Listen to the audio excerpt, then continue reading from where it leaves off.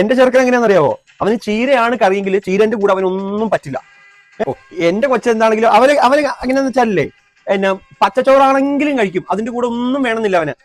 പിള്ളേരെന്ന് പറഞ്ഞാൽ അങ്ങനെ ഒരു ശാഠ്യം പാടില്ലല്ലോ. അല്ല, ശാഠ്യം ഉണ്ടെന്നല്ല അവന് നമ്മളങ്ങനെ എന്തും കിട്ടുന്നത് എന്തും കഴിക്കുന്ന ഒരു രീതിയിലേക്ക് നമ്മളങ്ങനെ ഇതാക്കാൻ പാടില്ല പിള്ളേരെ. എന്താ വെച്ചാ നല്ലത് കഴിക്കുക എന്നുള്ള ഒരു ഇതാണ്. അത് പിന്നെ ഞാൻ ഉണ്ടാക്കി കൊടുക്കുന്നതൊക്കെ നല്ലതാണല്ലോ. അതുകൊണ്ട് ഒന്നിനും ഒരു കുറ്റം പറയില്ല എന്നുള്ളതാ. ഒന്നിനും അവന് നല്ലത് ഞാൻ ഉണ്ടാക്കി കൊടുത്താൽ പാടില്ല പാടില്ല പാടില്ല. എന്താ വെച്ചാൽ ശാന്തേ, നമ്മള് പിള്ളേര് കുറ്റങ്ങൾ പറയണം.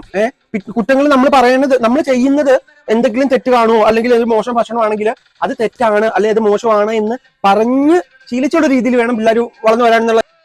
പറയും പറയും എന്റെ കൊച്ചു പറയും, ചെറുക്കൻ പറയും. അതായത് കഴിഞ്ഞ ദിവസം ഒരു സംഭവം ഉണ്ടായി. ഇവര് സ്കൂളിൽ വെച്ചിട്ട് പിന്നെ പരീക്ഷ ഇരിക്കുന്നതിന്റെ ഇടയ്ക്ക് തുടക്കം മുതൽ അവസാനം വരെ ഒരു സാറ് ഇങ്ങനെ നോക്കാൻ വരുന്ന ഒരാളുണ്ടല്ലോ. ഈ സാറ് ഇവനെ തന്നെ അങ്ങ് നോക്കുക തന്നെ, തുടക്കം മുതൽ അവസാനം വരെ. ഇവന്റെ മോന്റെ മേലായി ഈ പുള്ളിയുടെ നോട്ടം ഫുള്ള്. ലാസ്റ്റ് ഇവന് ദേഷ്യം വന്നു. ഇവ സാറിനോട് ചോദിച്ചു, ഇവൻ എണീറ്റ് എന്ന് ചോദിച്ചു, സാറിന് എന്നെ തന്നെ നോക്കിക്കൊണ്ടിരിക്കുന്നത് ഇവൻ ചോദിച്ചു. അവരങ്ങനെയൊക്കെ ചോദിക്കും കേട്ടോ. പാടില്ല അങ്ങനെ. നമ്മള് ഗുരുക്കന്മാരോട് അങ്ങനെ പറയാൻ പാടുണ്ടോ? അത് നല്ല കഥ തന്നെ. ഇവനെന്താ ഈ ചെറുക്കൻ എന്താ ഇങ്ങനെ? അവനങ്ങനെ പറയാൻ പാടില്ല. നമ്മള് പഠിപ്പിച്ച്, നമ്മള് 1ാം ക്ലാസ് മുതൽ ഈ 12 വരെ നമ്മൾക്ക് വിദ്യ പറഞ്ഞു തരുന്നവരല്ലേ, അവരോട് അങ്ങനെ പറയാൻ പാടുണ്ടോ? നിങ്ങളുടെ ചെറുക്കന് ഇത് ശീലമുണ്ടോ? എന്താ തുണ്ടെഴുന്ന ശീലമുണ്ടോ പരീക്ഷയ്ക്ക്? ചിലപ്പോ അതായിരിക്കും സാറ് നോക്കിയത്. അത് പറഞ്ഞപ്പോഴാണ് ഞാൻ ഒരു കാര്യം ഓർത്തേ. കഴിഞ്ഞ ദിവസം അവന്റെ അനീത്തിക്കുട്ടി അവള് ഇങ്ങനെ വീട്ടിൽ വന്ന് പറയണ്ടായി, നിങ്ങളുടെ മോന്റെ കയ്യിൽ നിന്ന് എന്തോ കാസറ്റോ പടവോ എന്തോ പ്രിൻസിപ്പൾ പിടിച്ചു എന്നോ അങ്ങനെ എന്തോ പറയുന്നത് കേട്ടു. എന്താ അത് ശരിക്കും? എന്താ?